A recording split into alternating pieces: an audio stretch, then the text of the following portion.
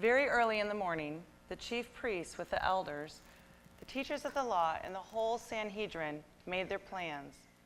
So they bound Jesus, led him away, and handed him over to Pilate.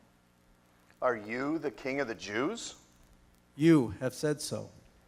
The chief priests accused him of many things.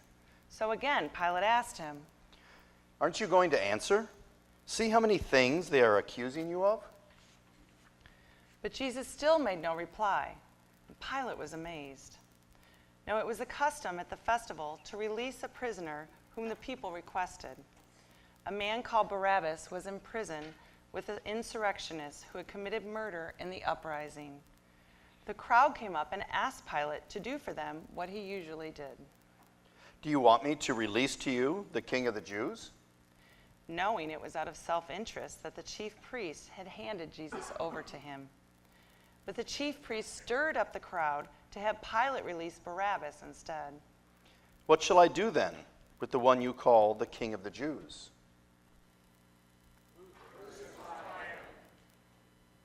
Why? What crime has he committed? But they shouted all the louder, wanting to satisfy the crowd.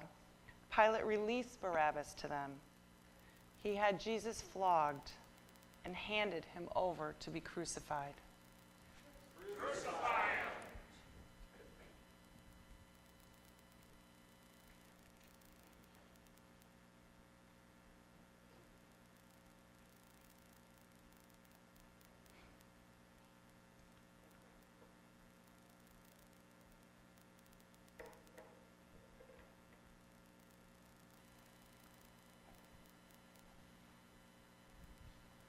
The soldiers led Jesus away into the palace, that is the praetorium, and they called together the whole company of soldiers. They put a purple robe on him and then twisted together a crown of thorns and set it on him. And they began to call out to him, Hail, King of the Jews!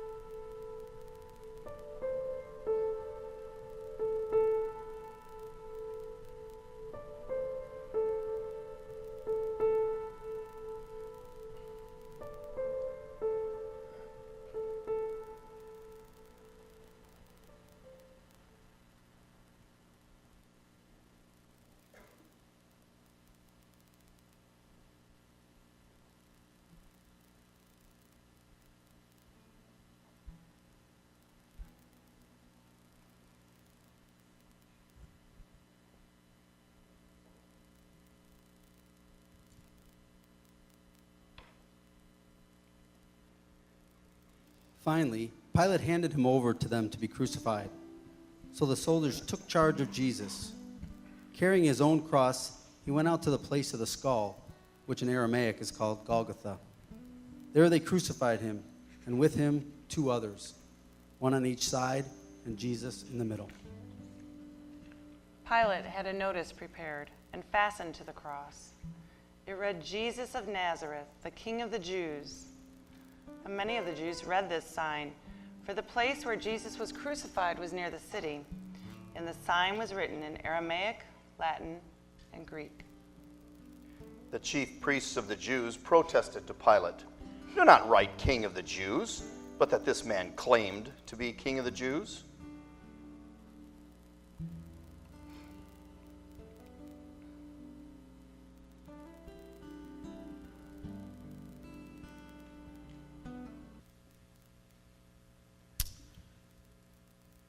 When the soldiers crucified Jesus, they took his clothes, dividing him into 4 shares, one for each of them, with the undergarment remaining. This garment was seamless, woven in one piece from top to bottom. "Let's not tear it," they said to one another. "Let's decide by lot who will get it." This happened that the scripture might be fulfilled and said, "They divided my clothes among them and cast lots for my garment." So this is what the soldiers did. Here at the foot of the cross, the soldiers cast lots. Just another day at the office. Let's gamble for his clothes.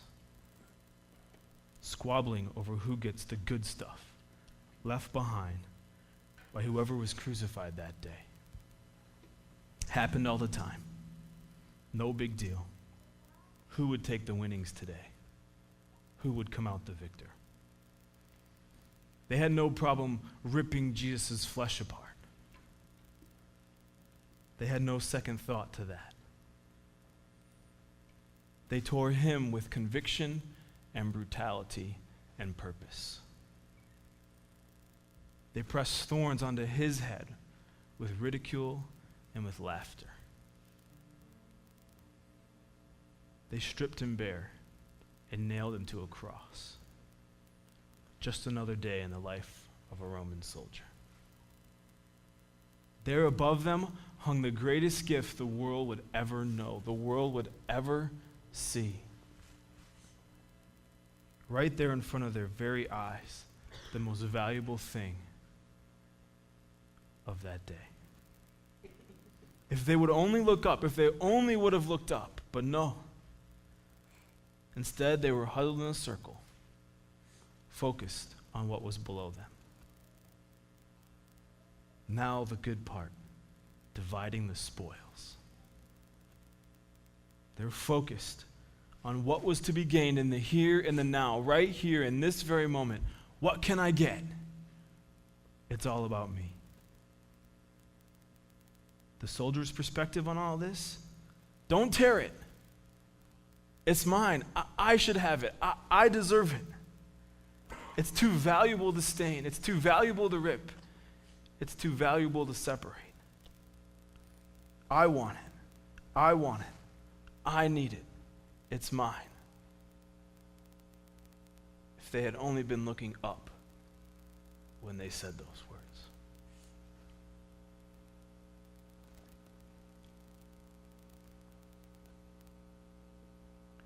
Those who passed by hurled insults at him, shaking their heads and saying, "So, you who are going to destroy the temple and build it in 3 days, come down from the cross and save yourself." And in the same way, the chief priests and the teachers of the law mocked him among themselves. He saved others, but he can't save himself. Let this Messiah, this King of Israel, come down now from the cross, that we may see and believe. And those crucified with him also heaped insults on him.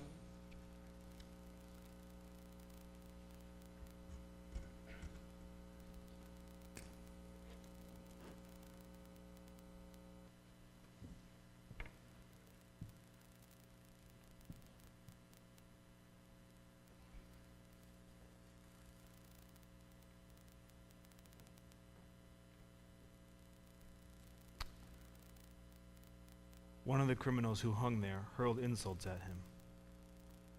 "Aren't you the Messiah? Save yourself. Save us." But the other criminal rebuked him. "Don't you fear God," he said, "since you are under the same sentence? We are punished justly, for we are getting what our deeds deserve. But this man has done nothing wrong. Then he said, Jesus, remember me when you come into your kingdom. Save yourself. Save us. What are you doing, Messiah? If you're half the man that you ever claimed to be, if you can do half the things that you ever promised you would ever do, then get us off of these crosses. Do it now. Do it quickly. Messiah, when you get to your kingdom, when your time to rule and reign has come, remember me. There's no reason you should. There's nothing I've done to earn it or deserve it. I don't know why you would, but would you, could you find it at all possible to remember me in that moment? Justice, our just punishment, would have meant that we paid the price, that we received that which we deserve, death. Once and for all, death. For the wages, our earnings of our sin is death. Jesus could have left us to suffer. He could have left us to suffer what our deeds deserve. He could have let us have what we had coming to us because of our own sinfulness. He could have called 1,000 angels and in 1 second been escorted right off of that cross. He could have listened to the first thief. Instead, Jesus chose to shoulder our burden. He chose to bear what our deeds deserved. He chose to take what we had coming. He accepted what we had earned. And he remained right where he was. Why? Why would he do that? Because by staying on that cross, he kept each one of us, you and me, off of it. By staying on that cross, we are finally free. And by staying on that cross, he did exactly what both thieves wanted. He saved us. He saved us. Both thieves wanted to be saved. Both criminals wanted to be free. And by staying right where he was, he made salvation and freedom possible for you and for me.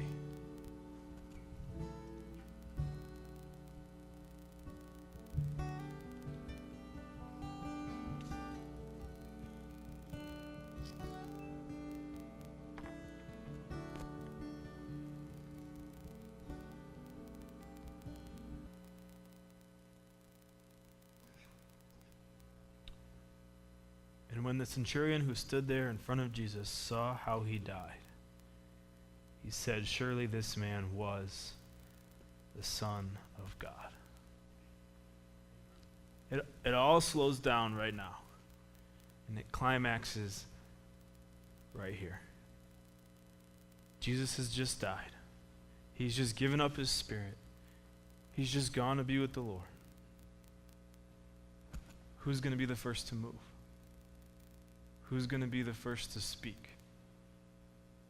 Who's going to be the first to get up and to walk away from the cross?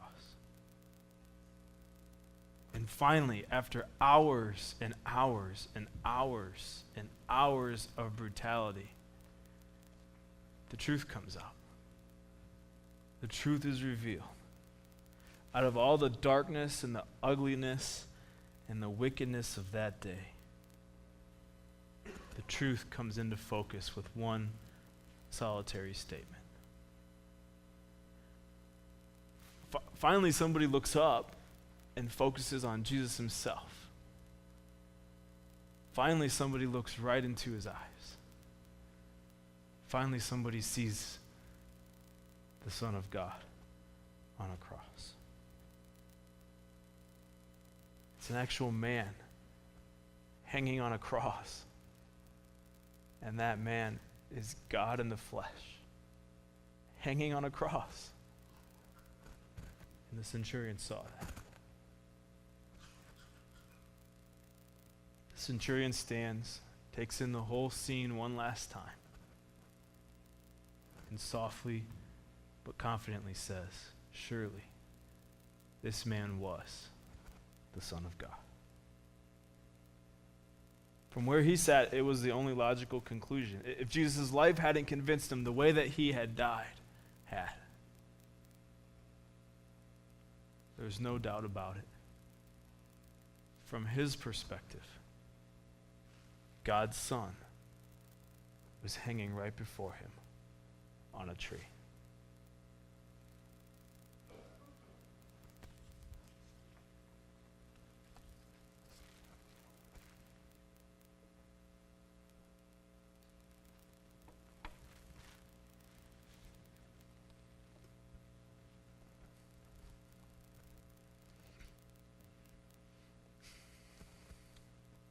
See, when the cross is our perspective, when the cross is in proper focus, how everything changes. How the things of this world, how the soldiers argued over the undergarments, how the things of this world kind of fade away. How the desires of our heart changes, and how our eyes are open to the truth. All this happens, and more, far more than just that, happens at the foot of the cross. Tonight, we want to give you a chance to respond to the cross, to respond to the crucifixion, to go to the foot of the cross and to lay down a burden, to surrender something to the great burden bearer, to give something up to the Son of God who takes away the sin of the world. On Ash Wednesday, we gave out these rocks. And I challenged those at Ash Wednesday to have this rock become synonymous, to have this rock become something that they were challenging themselves, or they were feeling like God was challenging them to give up for the next 40 days. Whether that's a sin, whether that's just an attitude, whether that's something that you wanted to challenge yourself to do better, be a better father, be a better husband, to write that on the rock and to feel the weight of the burden of that thing that you can't carry on your own, that you can't deal with on your own, that you need help to carry that burden, whatever it is that the Lord was laying on your heart. These rocks and Sharpies are in a basket on the end of each aisle. So if you're on the end of an aisle, I just ask that you would pick up that basket and begin to pass. Just the middle aisles right here, and just pass them out.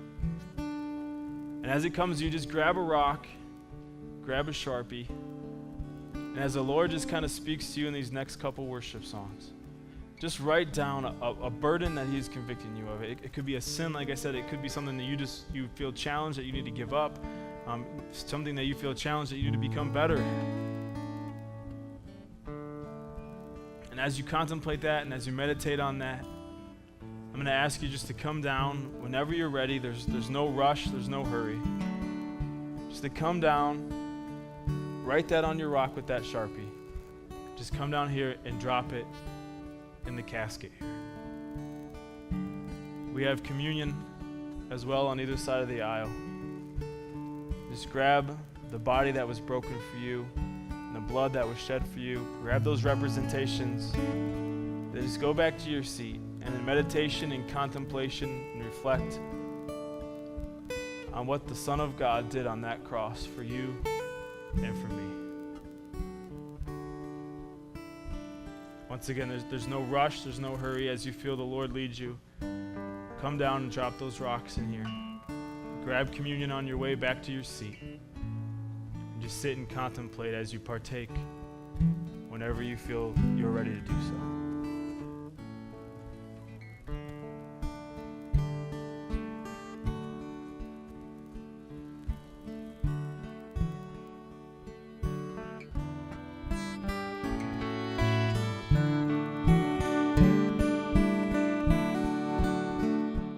Some yelled, "Crucify him."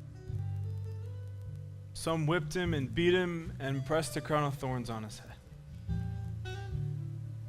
Some said, "Change the sign. He's not really the king of the Jews." Some mocked him and spit on him, beat him and flogged him. And some said, "Surely this man was the Son of God." They all witnessed the exact same thing. They all sat in different places at the end of it. Tonight, these things that are in here, these burdens, they're sins, they're things that you feel God is telling you to improve on, let go of, let them go at the foot of the cross. Let him bear those burdens. Let his blood cover those burdens. Let his crucifixion pay for what you and I could never hope to pay for ourselves. Let me pray.